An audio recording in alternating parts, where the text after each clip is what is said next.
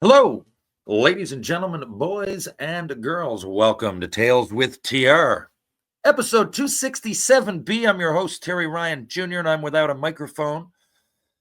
Everything electronic in my life is dying. My phone, my computer. I don't know if it's probably not the microphone. It's probably the computer. Got to upgrade a lot of shit, and I got to do it soon. And so, what do you talk about in the dog days of summer that have nothing to do with hockey? And I'm going to talk about Joan Jett because Carla's in St. Thomas, Ontario. Carla listens to the podcast regularly. Thank you, Carla. Carla watches Shoresy. She listens to Spit and Chicklets. She has both of my books. She sent me multiple messages over the last few years, and I always forget to get around to her questions unless they're generic and thrown in with somebody else's. So Carla wanted to know, who are some bands I like, punk, alternative, or otherwise, from the 70s that I haven't spoken about yet? I don't speak about music a lot. I used to a little bit more. But one band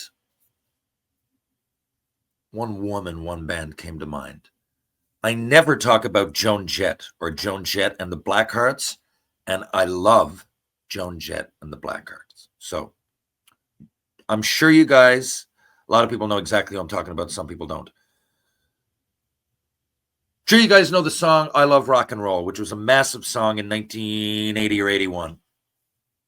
I'm going to look this up later, but I know enough to not research this stuff. And I know she started with the Runaways. Now, the Runaways were a mid-70s all-girl band. They had Hollywood. They had a couple of covers. Oh, they had Cherry Bomb.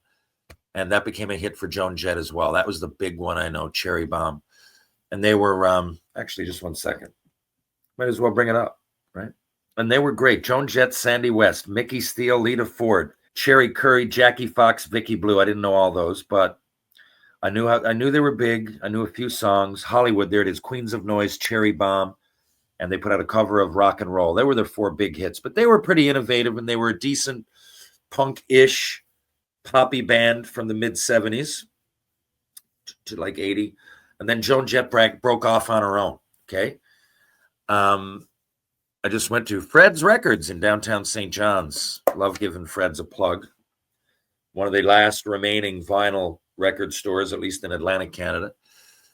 Fred's been there forever, and it's been a part of my Sundays since I've been about 7 or 8 years old, most Sundays. This week, I actually got Joan Jett, and it reminded me to talk about it for Carla. So, Joan Jett. I don't know if you could tie one of her albums, maybe, into like a classic album. Because if someone was to ask me about, say, the Beatles or the Stones or the Who, I wouldn't, or Bob Dylan, I wouldn't just necessarily go get the greatest hits. I don't think there's any Sgt. Pepper or Highway 61 Revisited or What's the Story, Morning Glory. I don't think there's this classic album that has to be listened to by anybody that's a music critic or learning about but I do think she has to be listened to, the Blackhearts, the Runaways, and you can do that on Joan Jett's greatest hits. Right? Now, those greatest hits would include I Love Rock and Roll, of course. I Hate Myself for Loving You. Pop that on to next time you're in somewhere with a jukebox or somewhere that'll let you play loud music if you're in a bar, if you're at a party. Pop it on. I'm sure you've heard it. If you haven't, it's a crowd pleaser. Crimson and Clover, one of my favorite bands of all time. I often talk about Tommy James and the Shondells. I don't often recommend covers, but that's the thing about Joan Jett. She rocked up and punked up a lot of great fucking songs. She even had 2 albums, only covers, around 1990, 91, around there. And she does a great job. But this Crimson and Clover, it's so beautiful by Tommy James that I never wanted to hear anybody do it again. But she does put a good spin on that. She does Cherry Bomb. Bad Reputation. Oh, man. Just a Bad Reputation almost summarizes her whole persona. Like she really, now I've seen her interviewed. She seems to be a nice, compassionate woman that's creative, great songwriter, seems to be loved by her peers. But she had this fucking aura about her, right? Like she dressed, she looked the part. She played the part. And that kind of sums it all up. Bad reputation. Just the whole world knows I love rock and roll. So I guess if I had to say, this is Joan Jett, here's a song you haven't heard, I would start with Bad Reputation for sure. Do you want to touch? Do you want to touch? Do you want to touch me there? That's Joan Jett. Do you want to touch? Green Day put out a little, oh yeah, right? Green Day just put out a little spin on that. It was an homage more than anything on their last album. Not that people listen to albums anymore. But anyway, Everyday People. I forgot she put out a cover of that. She put a lot of covers out. But an innovator, an absolute rocker, a songwriter, a cover performer, an entertainer. I think one of the most underrated, heavy-ish music acts of her generation. And she continues to tour. She's got to be mid-60s now. I saw her a couple of years ago with Def Leppard. Speaking of, I'm going to see them in 2 nights. Was this Thursday? I'm going to Def Leppard tomorrow. Fuck. Sam Roberts and Def Leppard. Unreal. But there you go. And speaking of rebellious women of the 70s, late 70s, early 80s, Penny Lane and I sat down and we watched. I had to introduce her to Quentin Tarantino. Most people I'm talking to now, I know you know who I'm talking about. You must. If you don't, go out immediately and get Pulp Fiction, Reservoir Dogs, start from there and go. He's only got 9 films. I guess you could, 9 that he's directed. He wrote True Romance and produced it. There's enough of a library that they got their own flavor. You'll know immediately it's a Quentin Tarantino movie. And so we watched Kill Bill. We watched, we're actually halfway done. We usually watch like half at a time. So last night, not always, but last night we watched the first half of Kill Bill. So we got, or 2. So we're almost done the second one. And Penny Lane's loving it. And one of the, I went back and I like to do research after I watch a movie, especially a classic. And I love Quentin Tarantino. I've seen all of his movies multiple times. Pulp Fiction probably the most. But Kill Bills, I just hadn't seen in a while. And it's just, and most is good. I see a movie once, it's all good. Yeah, he sees dead people. I don't need to see it again. But there's so many small little nuances and quirks and tweaks. And it's almost, it's nonstop. Even when the action stops, the whole style, just in one word, style. Now, he's paying homage to a bunch of other genres. So Quentin Tarantino has said in Kill Bill, you'll watch, it's done by chapters, right? Kind of like, I think Pulp Fiction's like that, or at least if it doesn't say chapter, it just goes all over the place as far as time. Like it's not linear. I love that about some of his movies. He does that a lot. And so I went back and I watched some interviews and he says, well, each chapter is an homage to a genre that I loved because Quentin Tarantino used to work in a video store, right? So, and those are kind of gone out now. If you're not a certain age, you wouldn't even know what I'm talking about. But Blockbuster Video would probably have been the most famous of the chains, but you would go in and they'd have just like a record store. Again, I'm dating myself, but you know what I mean? You'd go in and they'd have each section in alphabetical order, the movies and, the classics here, and then you'd have like recommendations. So I remember there was a guy, Peter, I never did meet him. There's a Seinfeld on this, by the way. But when I went in, I know that Peter's recommendations were, I liked them all always. So I would look there first, shit that I hadn't heard of. I knew if I got it 99% of the time and it was a Peter recommendation, I'd enjoy it. So Quentin Tarantino was one of those guys and he got really into it. And he really, really, really watched movies over and over again. And I guess he knew he was going to produce or direct or be creative. That was his way to do it. It's like a writer finding a pen and paper. This guy found classic movies and just some of his favorites. He's gone on record and saying the Fistful of Dollars trilogy, A Few Dollars More, and The Good, the Bad, and the Ugly. He's talked about The Sorcerer being a horror movie and kind of changing his perspective on that genre.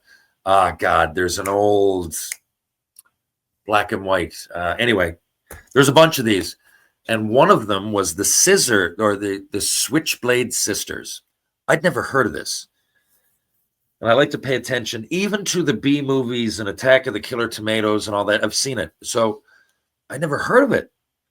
And it's an exploitation movie, which, look it up. It's hard for me to define, but exploitation, like things that are relevant at the time are really over exaggerated. Like maybe if you've seen Kill Bill, I don't know, the fight scenes, the blood spurting, the even some of the style. If you look at any exploitation movie, Shaft, for example, if you're into the 70s, that would be a black exploitation movie, like kind of exploit the black culture. I'm not saying in a racist way. I don't really know how people look at that now, but that's how I got into Shaft, right? I mean, I took courses in school on exploitation, black exploitation, and Tarantino was into all that. And so if you go back, I recommend any of you, if you've seen Kill Bill, go back and watch Switchblade Sisters. It's worth the cash. It's a good popcorn movie, total B-list exploitation 70s. But man, right off the bat, the eye patch Daryl Hannah wears, a lot of the things, the symbolism, I can't really get into it, but if you watch this movie, especially after seeing Kill Bill, I just watched it again and I was like, holy shit. Not that he's copying it. He's openly giving an homage. He talks about it all the time in his interviews. I just never knew what he was talking about. So now I'm going to go back. So there's a YouTube link, 15 movies, 12 maybe, or 15 that Quentin Tarantino says you must see. And I just watched the Switchblade Sisters, never heard of the fucking thing, and I loved it. I'm going to watch each one of these now. Most of them are out there on a streaming device. I got the Switchblade Sisters. It wasn't out there, but it was on YouTube. It might say it's not, but it comes up on YouTube. I bought it for $2.99. So these are accessible. And if you're into that, now next, my favorite is, Pulp Fiction or maybe even Reservoir Dogs. I saw Pulp first, and as soon as I saw it, I walked out and went, what the fuck was that? I could not believe it. I'd never seen anything like it ever since. I mean, I don't know. I just was blown away. And then my buddy Mark Hurley said, yeah, he's got one out called Reservoir Dogs as well. Some of the same actors, on fucking real movie. But it's about a bunch of middle-aged, not all middle-aged, but, 20-ish to 50-ish gangsters that are making a robbery for I don't want to give anything away, but that happens. And I didn't know. And it's great. And it's kind of the first in his directorial. I think he wrote, True Romance with Christian Slater came right before it, which is a great movie. I think he directed that one. But it's in his under the umbrella of Tarantino. But I think the directing started with Reservoir Dogs and then Pulp Fiction right after. Then there was a few more, Jackie Brown in the night. Anyway, just 5. There's only 9 of them so far. Watch. The last one being Once Upon a Time in Hollywood with Pitt and DiCaprio. Which again, even some of that is in Switchblade Sisters. The movies that he loves. And I've gone back and watched clips of some of these too. And Good, the Bad, and the Ugly is one of my favorite movies. So clearly that's in there. But he's literally in all of his movies, especially the close-ups. I think the dialogue. I don't think anybody matches the dialogue of Quentin Tarantino. So I think he's like perfected all the things he's paying homage to, because even though he clearly loves those Switchblade Sisters, I'll talk about it. It's nice and cute because I already knew Tarantino recommended it, but his version of that, like Kill Bill, is way better than any of the other exploitation. I mean, I love The Good, the Bad, and the Ugly. I really do, and it's almost blasphemous to say anything's better than that. I mean, is it better, or is it just? And it's tough to top something that you're mimicking because that's the original. It wouldn't have been around if it wasn't for this. So it's tough. But I'm telling you that I think he really ups the game. And, you build on things that are already there. So I'm sure if you asked him, it's tough to be better than the original. But at the same time, if you've got that and you're already an established director, producer, or actor, whatever you want to get in and however you want to absorb this movie or screenplay that's in front of you, you're going to want to pick up and build on what. So it's no insult to what came before it. But for those movie cinephiles out there, go back. I mean, if you watch The Good, the Bad, and the Ugly, especially, I mean, it's a great movie. It stands the test of time, clearly. I'm sure you heard about what I'm talking about. The music is still in all kinds of different things. But Tarantino's kind of twist on these movies that I'm talking about, if you weren't born a long, long time ago, I think you'll enjoy his movies better. Right. I think he takes what's already there, packages that in his head and everything, and then he absorbs it all, and it comes out of him new and improved. So what's the point? The point is go out and listen to Joan Jett's Greatest Hits. If you like it, dive into the Runaways. But listen to Joan Jett's Greatest Hits, and you hear some fucking awesome songs of the era. And check out, if you haven't seen Kill Bill, I mean, fuck, go watch those again. If you haven't seen them, watch them. If you haven't seen them in a long time, watch them again, because I'm telling you, there's all kinds of shit. I've seen those 5 times each. It had been about a decade. I remember going twice when they came out, at least. And I there's a lot that I forgot.